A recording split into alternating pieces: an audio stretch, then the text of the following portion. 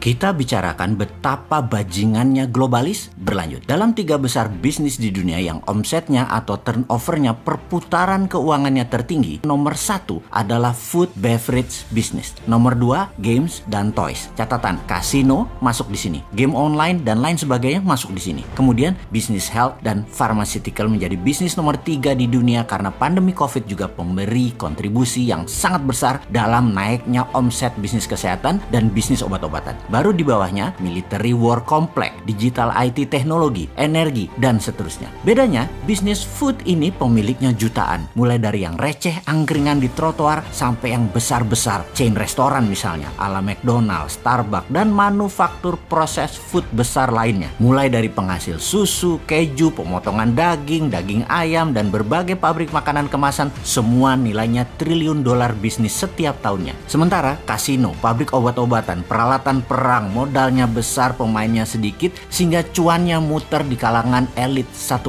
manusia. Kemudian dunia farmasi yang sangat bergantung kepada orang sakit menjadi nilai bisnis yang sangat besar nomor 3 di dunia saat ini. Sengaja kita gunakan huruf besar atau huruf kapital di dalam kalimat bergantung kepada orang sakit. Karena kebanyakan orang yang sakit adalah diciptakan. Benar, penyakit di tubuh manusia adalah ciptaan manusia sendiri yang memang bercita-cita ingin membuat orang tidak sehat. Sungguh, perang kesehatan awalnya dimainkan di tahun 1940-an akhir setelah Perang Dunia Kedua, dan para pemain bisnis makanan proses atau processing food lah yang memulainya. Perang ini adalah bagaimana membuat orang bergantung dalam tanda petik kepada produsen makanan, yaitu pada mereka. Walau berefek negatif buat kesehatan, mereka nggak peduli. Diawalinya semua itu di mana? Di Amerika. Protein dari binatang seperti telur, susu sapi dianggap baik buat manusia. Juga daging atau red meat dianggap membuat protein binatang itu sangat cocok dan baik buat manusia menjadi kuat. Itu disebut propaganda. Studi terbaru ternyata ini semua mitos. Telur dan susu binatang tidak terlalu baik buat manusia dalam jangka panjang dalam jumlah besar. Lalu propaganda seperti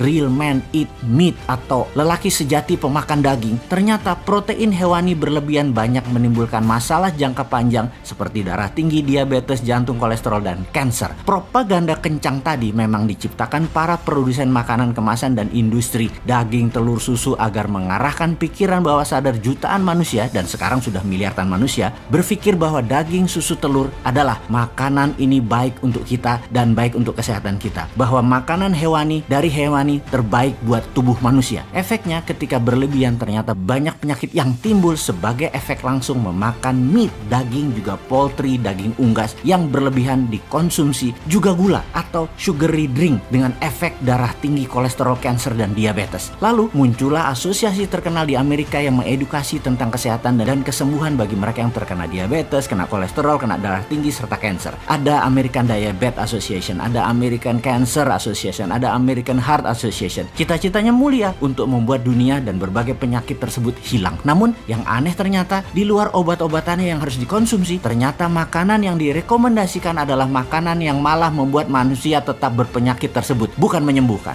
Alih-alih keheranan baru terungkap beberapa tahun ini bahwa sponsor asosiasi tersebut ya para produsen makanan juga yang makanannya yang sumber penyakit tersebut. Efeknya dunia farmasi dan kesehatan diuntungkan. Seumur hidup manusia yang terkena makanan tidak sehat tadi akan pakai obat-obatan kimia seumur hidup seperti obat darah tinggi, obat gula, dan lain sebagainya. Akan dipaksa semua manusia yang menderita tersebut memakan obat seumur hidup oleh dunia farmasi dan oleh dunia kedokteran. Sehubungan dengan itu semua, ada sebuah challenge menarik bagi sahabat jika ingin membuktikan apa yang dikatakan semua itu adalah benar. Kita akan buktikan kalau bersama tantangan ini kolesterol Anda akan turun menjadi normal, gula darah Anda akan menjadi normal, tensi darah Anda akan turun. Beranikah Anda melakukannya? Gerakan ini anti globalis banget, yaitu makan makanan selama 2 minggu ke depan semuanya plant-based food, makanan berbasis sayuran, makanan asli Indonesia, makanan yang terbuat dari tanaman, makanan seperti lodeh, gudeg, cah kangkung, dan banyak lagi. Nasi merah kalau perlu, juga rebusan tela, ubi, talas, makanan tradisional, jajanan tradisional, banyak banget lainnya termasuk gado-gado, pecel, terong balado, salad buah, dressingnya hanya jeruk lemon, dan tapi kalau buah terpaksa non durian dulu, dan lain sebagainya selama 2 minggu. Atau banyak kok restoran vegan di semua kota di Indonesia yang sudah punya makanan plant-based food ini. Lakukan tes darah sebelumnya dan lakukan di hari ke-15 setelah melaksanakan plant-based food ini. Garansi semuanya akan normal kembali dan Anda tidak perlu obat-obatan kimia kimia lagi. Stop makanan pabrikan, stop makanan dalam kemasan, stop makanan processed food. Mau itu Indomie, sosis, juga daging merah, daging putih, apa aja. Anda tidak perlu mediator lagi untuk mendapatkan protein. Nggak perlu sapi, nggak perlu kambing, itu semua mediator. Makan aja plant-based food. Anda akan lebih kuat dari Anda sebelumnya dan lebih sehat. Informasi ini hanya bentuk pernyataan bahwa kita anti globalis, termasuk pemahaman globalis yang tidak sehat dan membuat manusia selalu bergantung pada obat kimia. Selamat bergabung menjadi vegan selama 2 minggu ke depan.